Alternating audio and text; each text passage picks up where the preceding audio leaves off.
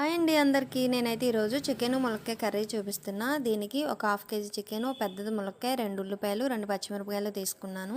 ఉల్లిపాయ పచ్చిమిరపకాయ అలానే ములక్కాయ కట్ చేసి ఒక పక్కన పెట్టుకోండి. ఇప్పుడు గ్రేవీ కోసం ఒక స్పూన్ నువ్వులు, చిన్న కొబ్బరి ముక్క, ఒక పెద్దది టమాటా వేసి గ్రేవీకి మిక్సీ పట్టి పక్కన పెట్టుకున్నాను. ఇప్పుడు స్టవ్ ఆన్ చేసి పాన్ పెట్టుకొని తగినంత ఆయిల్ పోసుకొని ఆయిల్ మరిగిన తర్వాత ఉల్లిపాయలు పసుపు వేసి వేయించుకోండి. అవి వేగిపోయినాయి అన్న తర్వాత ఒక స్పూన్ అల్లం పేస్ట్ వేసేసి ఉల్లిపాయలని అల్లం పేస్ట్ని కూడా శుభ్రంగా వేయించుకోండి. 2 నిమిషాలు వేగిన తర్వాత ముందుగా మనం కడిగి పెట్టుకున్న చికెన్ ఇందులో వేసేసి ఇప్పుడే కూరకి ఎంతైతే సరిపోద్దో అంతా ఉప్పు వేసేసి దీంట్లో ఒక 5 నిమిషాలు అయితే మూత పెట్టుకోండి. చికెన్లో వాటర్ అంతా బయటకు వస్తుంది కదా. ఇప్పుడు దీంట్లో తగినంత కారము, కొంచెం గరం మసాలా పొడి, కొంచెం ధనియాల పొడి, కొంచెం చికెన్ మసాలా వేసి శుభ్రంగా కలిపేసి ఒక 2 నిమిషాలు అయితే మూత పెట్టండి. ఈ మసాలా అంతా దీనికి పడుతుంది కదా. ఇప్పుడు మళ్ళీ మూత తీసేసి ఒకసారి కలుపుకొని ఒక గ్లాసు నీళ్ళు అయితే దీంట్లో యాడ్ చేసేయండి.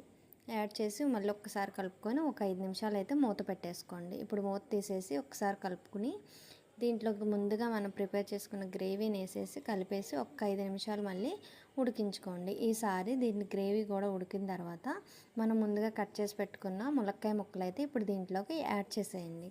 యాడ్ చేసేసి ఒక 5 నిమిషాలు మళ్ళీ మూత పెట్టేసేయండి. ములక్కాయ కూడా ఉడికిపోతుంది చికెన్తో పాటు ములక్కాయ ఉడికినప్పుడు మూత తీసిన తర్వాత కొంచెం కొత్తిమీర అయితే యాడ్ చేసుకోండి. చూస్తున్నారుగా ములక్కాయ కూడా ఉడుకుతుంది కదా. ఇప్పుడు కొంచెం కొత్తిమీర వేసుకొని లాస్ట్లో ఒక 10 నిమిషాలు అయితే మూత పెట్టుకొని ఉడకనిస్తే కర్రీ అయితే రెడీ అయిపోతుంది.